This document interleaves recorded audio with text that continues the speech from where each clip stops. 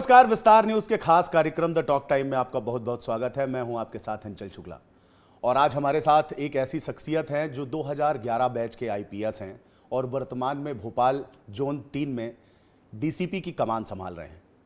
और बड़ा आश्चर्य होगा आपको ये जान के कि सॉफ्टवेयर इंजीनियर के तौर पर इन्होंने लगभग 5 वर्षों तक काम किया और इसके बाद ये इन्होंने यूपीएससी निकाली और 2011 बैच में इन्हें मध्य प्रदेश कैडर मिला। तो बहुत स्वागत है रियाज इकबाल जी आपका विस्तार न्यूज पर।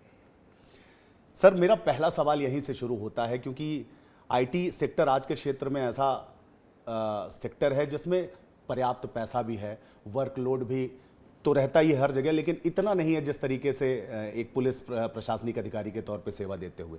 तो कैसे आपने स्विच किया? दिक्कत तो हुई होगी आपको। देखिए, उस तरह जब 2004 में जब पास आउट हुए तो बहुत सारे जो उस समय के जो युवा थे वो सब आईटी सेक्टर में जाना चाहते थे। तो आईटी सेक्टर का बूम हो रहा था। तो मैं भी कुछ अलग नहीं था। मुझे लगा कि अच्छे सॉफ्टवेयर इंजीनियर बनना है। मैंने आईटी का बीटेक किया था। भारत में जो पहला बैच शुरू हुआ था इंफॉर्मेशन टेक्नोलॉजी में, तो वो मैंने केरला यूनिवर्सिटी से किया था। उसके बाद फिर मैं माइक्रोसॉफ्ट जैसे कंपनी में मुझे नौकरी मिल गई। तनख्वाह भी बहुत अच्छा था। शायद अभी जो तनख्वाह मिल रहा है उससे ज़्यादा मुझे उस समय मिल रहा था। तो टेक्नोलॉजी से मेरा जुड़ाव था। मैं उस फील्ड में चला गया और पूरा दुनिया देखने का मुझे मौका मिला। मैं माइक्रोसॉफ्ट में था, US, middle east, eastern side की बहुत सारे कंट्रीज़ में विजिट किया एज ए कंसल्टेंट। 30-40 दिन 50 दिन वहाँ पे रहने का मौका मिला। बहुत सारे जो फॉर्चून 500 कंपनीज हैं वो क्लाइंट थे, उनके साथ काम करने का मौका मिला। पर कहीं ना कहीं हमेशा मुझे ऐसा लगा कि पैसे तो मिलते हैं उसमें, पर 5 साल जैसे ही हो गया ऐसा लगा कि उसमें बहुत सारे रेपिटेशन है। आप वही काम सुबह से शाम तक करते हो करके। दूसरा एक और वजह था, वो थोड़ा पर्सनल था। बिल्कुल। मेरे पापा जो है वो भी एक इंजीनियर है, प्रोफेसर थे कॉलेज में, लेक्चरर थे। उसके बाद वो एनआरआई थे, बाहर भी जाके काम किया। तो वो बचपन से हमेशा यूपीएससी के बारे में बोलता था। उन्होंने अपने बचपन में भी एक बार ट्राई किया था। तो उनको उस समय बहुत गरीब बैकग्राउंड से थे, इकोनॉमिकली लोअर मिडिल क्लास से भी नीचे थे वो। जी। तो वो ज़्यादा परस्यू नहीं कर पाया। तो उन्होंने यूपीएससी को उस समय एक इंग्लैंड में एक चिट्ठी भेजा था कि मुझे बताओ कैसे एग्ज़ाम लिखना है करके।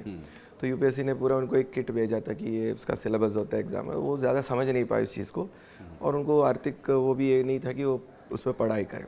तो वो मुझे हमेशा बताते रहते थे कि बचपन से लेके करके मतलब। और फिर ऐसा हुआ कि मेरा शादी भी लव मैरिज थे। तो एक इंटरफेथ मैरिज हुआ हमारा। She is a Hindu, I am a Muslim. तो थोड़ा सा घर पे नाराज़गी थी। तो पापा को मनाने के लिए मैंने सोचा एक बार लिख देते करके। और मेरा एक फ्रेंड भी लिख रहा था, वो भी एक सहयोग बन गया। और जब लिखा पहली बार मिल गया। तो 2 कारण थे। तो आज मैं जैसे 14-15 साल हो गए इस नौकरी में, तो मेरा एक भी दिन उसके पहले दिन के जैसा नहीं होता है। इसमें कभी बोरिंग नहीं होता है कि एवरीडे नया कोई चैलेंज आता है, कोई अच्छा काम करने का मौका भी मिल जाता है। तो वही एक मोटिवेशन था और पापा भी खुश हो गए जब मिल गए। तो ये दोनों चीज़ें था और I am very satisfied that कि मैं इस जॉब में आ गया। लेकिन 2004 जब आपने आईटी के क्षेत्र में पदार्पण किया, वो समय था जब भारत में एकदम से आईटी की क्रांति थी और हर कोई आदमी कहता था कि भाई बीटेक कर लो, एमटेक कर लो, जीवन सुरक्षित है। आप भी जैसा कि कह रहे हैं कि अच्छा खासा पैसा रुपया सब ठीक ठाक था, लेकिन सिर्फ पिताजी को खुश करने के लिए आप यहाँ आए। वो एक मेजर रीज़न था। प्लस हमेशा वो रहता है ना कि यूपीएससी का एक चैम्प भी रहता है कि मतलब आप the elite of the country होंगे, जो क्रीम है, अपनी कंट्री के लिए भी कुछ योगदान देना है। मतलब मैं उससे पहले ज़्यादा मीडिया वगैरह वॉच नहीं करते थे जब कॉलेज में थे। बट जब 5 साल जब काम किया, हमने भी बहुत सारी चीज़ें देखा। तो देखा कि भाई ऐसा कोई नौकरी करे जिसमें थोड़ा किसी का मदद भी हम कर सकें। पैसे तो कमाना तो आपके अंदर स्किल है तो आप कैसे भी कमा सकते। आज की टाइम में, आज की भारत में भी कोई भी युवा चाहे तो अपना खुद का भी कुछ करके, नौकरी करके, जैसे भी वो अच्छा पैसा कमा सकते हैं, फिर स्किलफुल एंड उनके अंदर वो विल पावर है। तो बट ये एक चीज़ है ना कि नौकरी ही अगर आपको लग रहा है कि उसी में ही आप कुछ लोगों की मदद कर पाए, मतलब चाहे तो मैं इस नौकरी में देख रहा हूँ कि हफ्ते में हम 3-4 लोगों की सही में मदद कर पाते हैं, जिसका कोई अदरवाइज हम मदद नहीं करेंगे तो कोई नहीं होगा करके। तो वो एक चीज़ है। और दूसरा, पापा को खुश करना था मेरा मेजर एम था। तो वो भी बहुत खुश हो गए कि जो वो नहीं कर पाया वो मैं कर पाया। आपने उनके सपनों को साकार किया। बिल्कुल। लेकिन आपने पहले अटेम्प्ट में ही यूपीएससी निकाला और आप आईटी क्षेत्र से आते थे, तो कितनी मुश्किलें आई या क्या ऐसा तरीका आपने अपनाया कि आपने पहले ही अटेम्प्ट में इसको? देखिए, मैं बहुत ज़्यादा मेहनत करने वाला आदमी नहीं था पहले भी, तो स्मार्ट वर्क पे बिलीव करते हो रादर दैन बहुत ज़्यादा हार्ड वर्क पे, मतलब जो है। तो आप विश्वास नहीं करोगे, मैंने उस कंपनी से तभी रिज़ाइन दिया जब मुझे यूपीएससी का सिलेक्शन मुझे हो गया। मुझे ट्रेनिंग में जाने के 4 दिन पहले मैंने रेजिग्नेशन दिया है। तो मैंने जॉब के साथ में पढ़ाई किया। अच्छा। तो सैटरडे संडे वीकेंड क्लासेस होते थे, तो क्योंकि पहला बार अटेम्प्ट दे रहे थे, कुछ आइडिया नहीं था, तो मैं एक कोचिंग सेंटर में जाता था हैदराबाद में। मैं हैदराबाद बेस्ड था जी।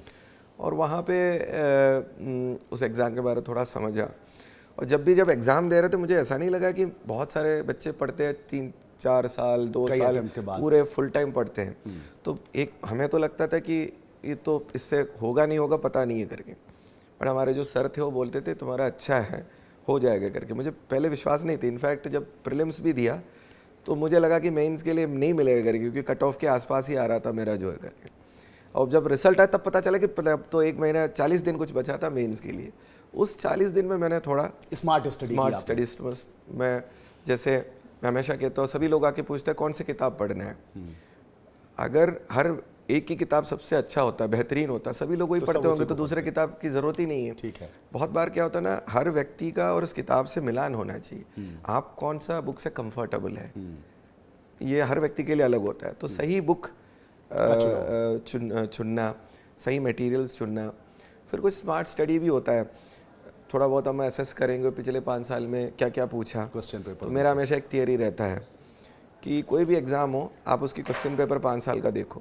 पुराने जो 5 साल में 4 साल या 3 साल हमेशा पूछता है, वो इस बार भी पूछेगा, क्योंकि वो सब्जेक्ट का कोर होता है। हाँ। और जो पिछले 7 साल ने नहीं पूछा है, वो उसका भी वो चांस होता जाता है। ये दोनों मैं ज़्यादा पढ़ता हूँ, क्योंकि और उससे गेस्ट पेपर तैयार करते हैं। हम भी और आप भी क्वेश्चन पेपर बने तो यही करते हैं। हम तो सब्जेक्ट का कोर तो डाल देंगे, उसके बाद मैं क्वेश्चन पेपर डाल रहा हूँ तो कुछ नया होना चाहिए, तो जो अभी तक नहीं पूछा वो भी पूछते हैं। तो ये थियरी मेरा अराउंड वर्क कर लेते हैं, मतलब जो है कि स्मार्ट स्टडी कर लो और तो निश्चित से आपका रास्ता तय हो। जैसे आपने शुरू में ही बताया कि आपने लव मैरिज करी, आप और वो हिंदू थी, आप मुस्लिम थे, इंटर रिलीजन मैरिज करी। तो आज युवाओं को काफ़ी दिक्कत आती है, कई ऐसे केस होते हैं, तो वो तो आपको अपने आइडियल के रूप में भी लेंगे। तो थोड़ा सा अपने उस प्रेम प्रसंग के बारे में या अपने सहपाठी के बारे में कुछ बताइए, दिव्या जी के बारे में।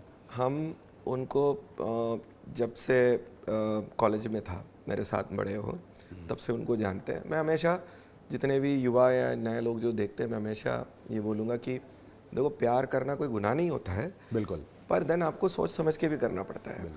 आप जो भी पार्टनर आपको लेता है, एक तो आपसे साथ अच्छा उनका तालमेल होना चाहिए, है ना। You should be the best friends, तभी आप ज़िंदगी भी एक साथ बिता पाओ। दूसरा होता है कि आपके पार्टनर का कैपेबिलिटी भी आपको देखना है। जो अगर आप अकेले समाज में लड़ रहे हो, काम कर रहे हो, और इंसान है, कुछ भी हो सकता है, तो आपके साथ अगर कुछ हो जाता है तो क्या आपका पार्टनर जो है वो आगे अपने परिवार को जो है ना, बच्चे वगैरह तो उनको देखने में सक्षम है कि नहीं।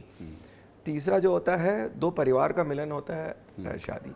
मैं शादी किया, ज़रूर लव मैरिज है, पर मैं सीधे मेरे वाइफ के घर में गया, मैंने खुद ही बात किया कि ऐसा है, जब तक आप दोनों परिवार नहीं बोलेंगे हम शादी नहीं करेंगे, मतलब जो। एंड जब तक दोनों परिवार हाँ नहीं बोले, हमने शादी भी नहीं किया।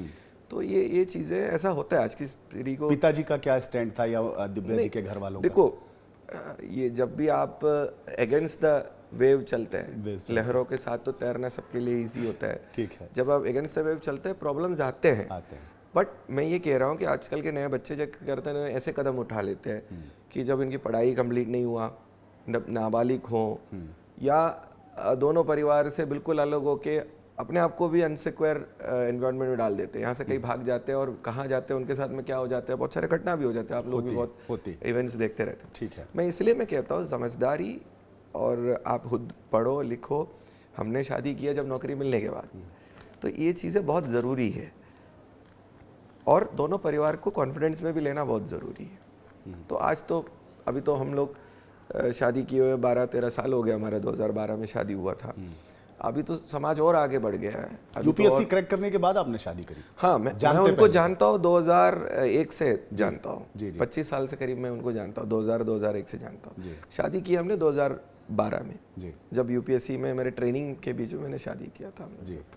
तो अब तो बच्चे भी हैं आपके 2, और आप हिंदी भाषी राज्य से नहीं आते, आप केरल आपकी पृष्ठभूमि है, नेटिव प्लेस है आपका, तो हिंदी भाषी राज्य में काम करने में आपको कोई समस्या या शब्द या कल्चरल कोई डिफरेंस आपको समझ में आता है? देखिए, कल्चरल डिफरेंस तो है। मैं हमेशा मानता हूँ, जैसे आपने शादी की बात की, 2 रिलीजन के लोग शादी करने में ज़्यादा इशू नहीं आता है। अगर 2 कल्चर के लोग शादी करेंगे ना, बहुत दिक्कत आ जाती है, क्योंकि कल्चर बहुत हमारे लिए सब कुछ नया था। मैं कभी भी नॉर्थ इंडिया में ज़्यादा टाइम नहीं रहा, मैं बेंगलुरु में रहा, मैं त्रिवेंद्रम में रहा, मैं हैदराबाद में रहा। पहली बार जब मध्य प्रदेश में आया, कुछ चीज़ें हमें नया लगा, बट दोनों में अच्छाइयाँ बहुत है, मतलब जो करके। और यहाँ बहुत ज़्यादा क्या कहते हैं, पोल्यूशन नहीं है, बहुत ज़्यादा पॉपुलेशन डेंसिटी नहीं है, ट्रैफिक जैम्स नहीं है जो साउथ के कुछ बड़े सिटीज़ में होते हैं। तो उस हिसाब से हमें ये जगह बहुत अच्छा लगा। हिंदी जो हम लोग केरल के जो एकेडमिक्स है, तो हम लोग 5th क्लास से लेके हिंदी हमारे एक सब्जेक्ट ही होता है, सब्जेक्ट ही, तो हम लोग वो पढ़े। और पता नहीं, कभी कभी डेस्टिनी हो जाता है। मैंने तो जब 8वीं 9वीं 10वीं में था, there is an institute called Kerala Hindi Prachar Sabha. मैंने उनकी 3 एग्जामें लिखी है। अच्छा। मतलब जिसमें आपको ड्रामा ऐसे सब पढ़ के लिखना पड़ता है। It may be destiny, I don't know. मतलब तो मेरा हिंदी लिखने और बोलने में मुझे ज़्यादा इशू कभी नहीं आया। ठीक है। तो अभी जैसे आप अभी इसके अलावा भी आपके कौन से शौक़ हैं जो आप अपने खाली समय में करते हैं? क्योंकि आप आईटी सेक्टर से रहे हैं, वो कल्चर अलग था।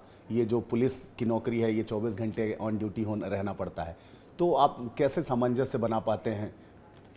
देखिए, पुलिस का काम हमारा तो 24 घंटे का है, और कुछ दिन में ज़्यादा घटनाएं होती हैं, लॉ एंड ऑर्डर की कोई सिचुएशन आ जाती है, कुछ दिन हमारा थोड़ा ये रहता है। तो पुलिस वाले, आरक्षक से लेके डीजी साहब तक जो है, हम लोगों को पता है कि दिन में ही कब रेस्ट लेना है और कब काम करना है। कुछ दिन हम सो नहीं पाएंगे, कोई घटना हो गया तो उसकी के पीछे 2 दिन पूरा रहता है तो सो नहीं पाएंगे।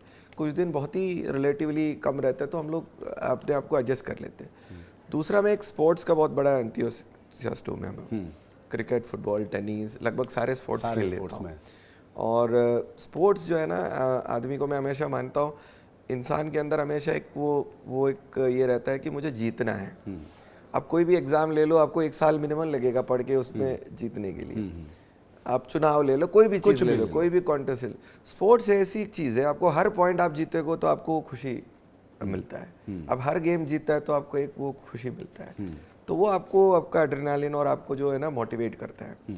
तो मैं इसलिए स्पोर्ट्स से पहले जुड़ा। और दूसरा, स्पोर्ट्स लोगों को अनुशासन भी सिखाता इकट्ठा करते। जैसे मैं पुलिस वालों के साथ ही खेलता हूँ, तो जो जितने आरक्षक वगैरह हमारे वरिष्ठ अधिकारी भी हमारे साथ खेलते हैं कभी भी, तो मैं तो संडे यूजुअली एक गेम, कोई भी गेम मुझे 1-2 घंटे में खेल लेता हूँ, अंडस कोई दूसरा उस दिन कोई ड्यूटी नहीं है तो मतलब तो वो है ना, आरक्षक को भी एक आईपीएस अधिकारी से जोड़ देता है। मैं उनको कभी ये नहीं देखता कि मेरे कनिष्ठ अधिकारी स्टाफ है, ऐसे नहीं देखता। मैं देखता मेरे साथ खेलने वाला है, मतलब तो ये एक टीम भावना भी उसमें जोड़ देता है, और एक फेथ भी बढ़ता है और अपनापन भी बढ़ता है। और बिल्कुल हमेशा जो इनफॉर्मल जो रिलेशनशिप होता है वो फॉर्मल रिलेशनशिप से बड़ा होता है।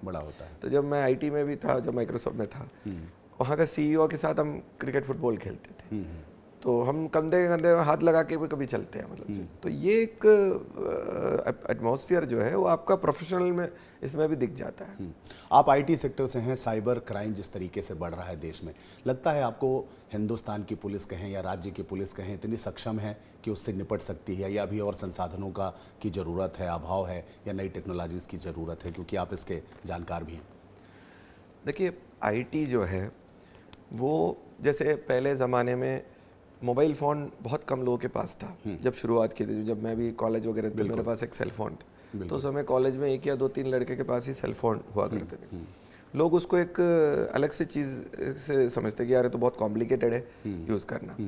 आज आप देख लीजिए 4G 5G मोबाइल तो कोई भी अनपढ़ आदमी भी यूज़ कर सकते हैं। तो आईटी है, थोड़ा टेक्निकली चीज़ें है उसमें, पर जो उसको समझता है वो जल्दी समझ लेता है। तो जो आईटी के, अब क्राइम आप देखो, क्राइम में आप देखोगे तो आजकल कोई भी क्राइम हो, साइबर क्राइम हो, इवन एक मर्डर भी हो, उसमें आईटी रिलेटेड डिवाइसेस का use, phone, messages, WhatsApp chat, ये सारी चीज़ें कॉमन हो गया। अब कोई आप क्राइम को आईटी से अलग भी नहीं कर सकते, क्योंकि इंसान का ज़िंदगी जो है आईटी से ऐसे जुड़ गया कि आप उसको सेपरेट नहीं कर सकते। तो बेसिक नॉलेज तो सबको आ गया, पुलिस को भी। अगर आप देखेंगे तो वैसे हमारा फॉर्मल ट्रेनिंग अभी जो अभी हमारे ट्रेनिंग एकेडमीज़ है, पिछले 4-5 साल में ऑफिशियली लाया है आईटी को, उससे पहले तो था भी नहीं था। बट हमेशा मैं मानता हूँ पुलिस जो है, पुलिस उतना ही सीखता है जितना ज़रूरत है, जितना काम में ज़रूरत आया उतना वो सीख लेते हैं और इम्प्लीमेंट भी कर लेते हैं। मतलब जो है जैसे इन्वेस्टिगेशन में बहुत सारे टेक्निक्स हैं, आईटी का नहीं, मैं दूसरे इन्वेस्टिगेशन जो चाहे वो केमिकल बेस्ड हो या आपका फिजिक्स बेस्ड हो, जो भी इन्वेस्टिगेशन टेक्निक्स है एंड लैब जो टेक्निक्स यूज़ करते हैं, ये पहले भी था। बट जितना जहाँ का पुलिस को ज़रूरत है उतना ही वो अडाप्ट कर लेता है। तो आप देखेंगे तो इंडिया में भी अलग अलग स्टेट है जहाँ पे जिस तरह का केस ज़्यादा होता है, वहाँ का पुलिस उसमें स्पेशलाइज्ड हो जाता है। तो एमपी पुलिस भी आज के टाइम में मैं कह सकता हूँ, क्योंकि मैं यहाँ पे साइबर में भी एआईजी रहा है 5-6 महीने में, साइबर में भी एआईजी रहा है, पूरे मध्य प्रदेश पुलिस का जो साइबर यूनिट है हमारा, स्टेट साइबर यूनिट है। हम लगभग सारे, मैंने Maharashtra police, Delhi police, Kerala police का भी साइबर डोम 2012-11 से शुरू हुआ था। हमने उनके वहाँ सब मैंने विजिट किया। तो जितना फैसिलिटी टेक्नोलॉजी उनके पास है उतना हमारे पास भी है। हाँ, बट ये हमारे जो अभी जो जितने हमारे ज़िले हैं, जो रूरल सबसे जो दूर का जो रूरल ज़िला है, वहाँ पे अगर वो टेक्निक नहीं पहुँचा तो थोड़ा बहुत कमी ऊपर नीचे होता रहता है। बट मेरा मानना है कि मध्य प्रदेश पुलिस भी अभी एक सक्षम है। टूल जितने खरीदना है जो इंडिया में अवेलेबल है हमारे पास में है। अब हमने एक नया योजना भी शुरू कर रहे हैं कि जिलों में भी बहुत सारे टूल्स पहुंचा दिया जाए, जो एडवांस टूल्स है बहुत सारे जिले में, आसान हो जाए थोड़ा वो भी। और थाने लेवल पे भी एक, जैसे अभी ऊर्जा डेस्क महिला अपराध के लिए, तो अभी हमारे को एक थाना जो जिले में उसको नोडल आईटी थाना बनाया गया। मेरा तो मानना है कि हर थाने में इसको पहुंचाना ज़रूरी है। हर थाने में एक आईटी सेल होना चाहिए, क्योंकि आप जो धोखाधड़ी आजकल रूरल में जो रह रहा है, जो फार्मर्स के, जो किसानों के साथ ज़्यादा हो रहा है, तो वहाँ पे उनकी रिपोर्टिंग और इन्वेस्टिगेशन के लिए होना बहुत ज़रूरी है। आपने कहा कि मैं पैसे तो कमा ही रहा था, अच्छी खासी जॉब भी कर रहा था, लेकिन देश के लिए, समाज के लिए, प्रदेश के लिए कुछ करने आया था। तो निश्चित है आप जिंदा दिल आदमी हैं, जितना मैं समझ पाया हूँ आपसे बात करके। तो आप कुछ बड़ा करना चाहते हैं, क्या ऐसा करना चाहते हैं जो समाज में या पुलिसिंग में एक मिसाल पेश कर सके? देखिए, पुलिसिंग जो है वो केवल एक अपराध और अपराधी और पुलिस के बीच में नहीं है। पुलिस एक समाज का हिस्सा है। इंडिया की पुलिस को लोगों ने, मैंने भी जब पुलिस में नहीं था ठीक से समझा नहीं। पुलिस का हमेशा एक नेगेटिव इमेज रहता है। आप पुराने मूवीज देख लो, कुछ भी हो जाए समाज में, पुराने मूवीज में आप देख लो, 10-15 साल पहले की बात है, हमेशा विलेन के साइड में पुलिस को खड़ा तो दिखेगा। अगर बड़े अधिकारी है तो विलेन के साथ पार्टी करता हुआ दिखेगा। और अगर छोटे अधिकारी है तो बटन खुला है, पान खा रहा है। हमेशा क्योंकि जो मूवीज जो होता है एक मीडिया का एक समाज का एक रिप्रेजेंटेशन होता है, तो वो था।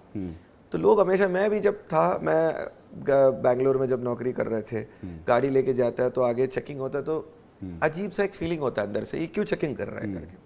ठीक है, ये पुलिस सब नेगेटिव है। आम आदमी सोचता है कि पुलिस नेगेटिव है, जब तक आपके साथ कोई घटना ना हो जाए और फिर पुलिस ने आपको मदद किया तो उसका परसेप्शन बदल जाता है।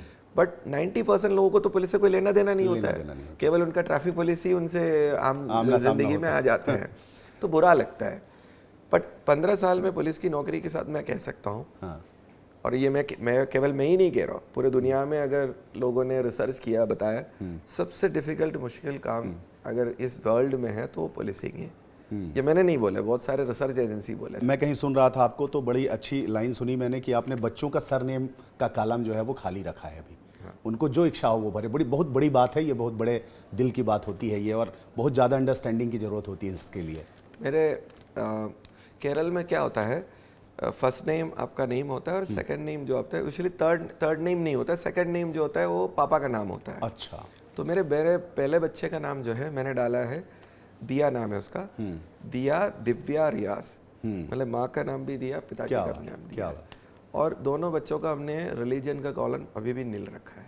वाह, तो जब अगर उनको लग रहा है कि कोई भी, आपने देखा होगा मैं खुद मंदिर में जाता हूँ, अभी भी मैं मंदिर में भी जाता हूँ, मतलब कहीं यहाँ पे भी बहुत सारे मंदिरों में, भोपाल के, सतना के, मैंने अभिषेक भी किया है सब, क्योंकि मेरा मानना है, देखो आप जितना रिलीजन के बारे में पढ़ोगे, मैंने हिंदू रिलीजन के बारे में भी पढ़ा है, क्रिश्चियन रिलीजन के बारे में भी पढ़ा है, मुस्लिम रिलीजन के बारे में भी पढ़ा है, आप जितना पढ़ोगे ना, जिसके पास ज्यादा नॉलेज है उनको समझ में आएगा इसमें कोई फर्क नहीं, कोई फर्क नहीं है, तरीका सबका अलग है, बाकी सब कुछ वही सब एक ही रास्ते पे चल। परिवार को कैसे समय दे पाते हैं और कौन सी वो चीजें हैं जो 15 साल 20 साल सर्विस के दौरान आप मिस करते हैं? वो बचपन की बदमाशियां, वो दोस्तों के साथ घूमना, वो स्कूल से बंक मारना, ऐसा कुछ मिस करते हैं? क्या होता है, परिवार भी, पुलिस के, हमारे आईपीएस के भी और पुलिस के भी कंडक्ट रूल्स होता है, हम लोग बहुत चीज़ें से बंधे होते हैं, हम खुलकर अपनी जो प्राइवेट लाइफ है जैसे एक आम आदमी करते हैं उतना नहीं कर पाते, जितने, जैसे मैं जब पहले माइक्रोसॉफ्ट में था, तो हम लोगों को हमारे ऊपर कोई रेस्ट्रिक्शन नहीं होता है कि किसी भी प्रकार के कोई भी व्यक्ति के साथ हम घूम सकते हैं,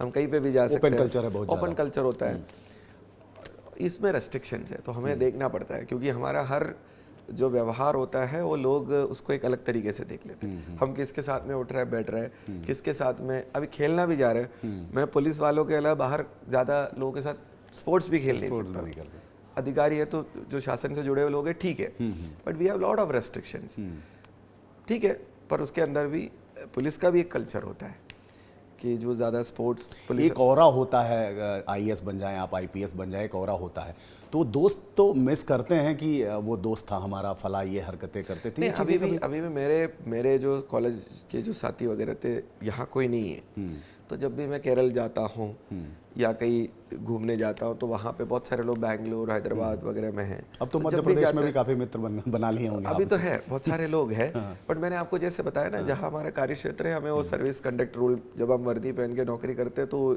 इशू रहता है, बट हाँ बहुत सारे मित्र हैं जिनके साथ हम लोग टाइम बिताते हैं, कुछ गाना वाना भी हम लोग गा लेते हैं, स्पोर्ट्स के भी एंथुसियास्टिक हैं, ट्रैकिंग के हैं, मैं थोड़ा बाइकिंग भी करता हूँ, तो उस तरह की चीज़ें चलते रहते हैं। कई एक्टिविटीज़ हैं रियाज जी के अंदर और वो समाई हुई हैं, कई कलाएं हैं। आपसे एक सूत्र जरूर चाहूँगा मैं उन युवाओं के लिए जो आईपीएस की तैयारी कर रहे हैं या दूसरे क्षेत्र में हैं, लेकिन वो चाहते हैं कि वो आईएएस या आईपीएस यूपीएससी क्रैक करें, उनको कुछ सूत्र दे के जाइए आप यहाँ से हमारे चैनल के माध्यम से कि उन्हें जो समस्याएं आ रही हैं उससे वो कैसे निपटें और कभी अपना जो आत्मबल है वो ना खोएं। देखिए, मैं हमेशा कहता हूँ कि जो आपको पसंद है हमेशा आपका मन का सुनना चाहिए। जैसे मैंने बताया, मैं अपनी ज़िंदगी में एक और चीज़ आपको बताता हूँ, अभी याद आए जी। मेरे मम्मा के घर में सभी लोग डॉक्टर्स हैं, मेरे भाई भी डॉक्टर है, छोटा एक भाई है मेरा, वो भी डॉक्टर है, तो मुझे भी डॉक्टर बनाना था। उन्होंने हमारे यहाँ पे सेकेंड ग्रुप होता है बायोलॉजी वाला ग्रुप, 10th के बाद में, उसी में मुझे डाला था। मैंने 2-3 महीने के बाद घर पे नहीं बताया, मुझे इंजीनियर बनना था, मुझे खुद ही टेक्नोलॉजी फील्ड में, मैंने घर पे नहीं बताया, मैंने चेंज करा यूनिवर्सिटी में, फिर 1 महीने के बाद मम्मा को बताया, मम्मा मैं डॉक्टर नहीं बन पाऊंगा। तो हमेशा अपने दिल की सुनना चाहिए, ये मेरा पहला ये है। आप कोई भी फील्ड में जाओ, आज हमारा भारत ऐसा है, इतना विकसित है और आगे 20 साल में और विकसित होगा। आपको हर क्षेत्र में, पहले स्पोर्ट्स में लोग जाने में डरते थे, हाँ, डरते थे। अब आप देखो कितना एवेन्यूज है, कितने लीग्स है, कितने ये चीज़ है, पहले ऐसा नहीं होता था इंडिया में।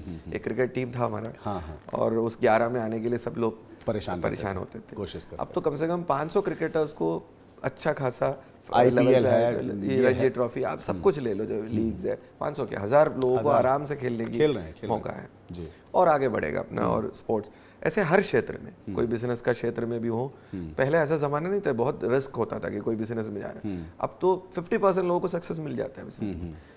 किसान खेती करना, अब अच्छे लेवल, अब नए लड़के मैं देख रहा हूँ, हाँ, बिल्कुल आधुनिक खेती कर रहा है, छोटी जगह से ज़्यादा पैसा कमा रहा है, तो अपना दिल का सुनो। मैं हमेशा यही करूँगा कि यूपीएससी हो, IIT हो, अगर आपका दिल कह रहा है कि यही करना है तो आपको ज़रूर करना चाहिए। आपका पहले दिल को सुनो, आपको पैशन होना चाहिए उस चीज़ का, तभी आप तैयारी भी अच्छे करोगे। और तैयारी थोड़ा स्मार्ट तरीके से करना है, जैसे मैं हमेशा बिलीव करता हूँ, दुनिया भर की चीज़ें पढ़ने से जमा के अच्छा है जो, और जो छोटे बच्चे जो खास करके ये देख रहे हैं, मैं उनको बताऊँगा, मैंने 6 महीने की तैयारी करके यूपीएससी निकाले हैं। वो इसलिए नहीं कि 6 महीने मैंने पढ़ा और मिल गया, बहुत पढ़ाई की, और बचपन से मेरे आदत रहा है कि कोई भी चीज़ पढ़ो तो उसको समझ के पढ़ो, मतलब बाय हार्ट नहीं करते थे।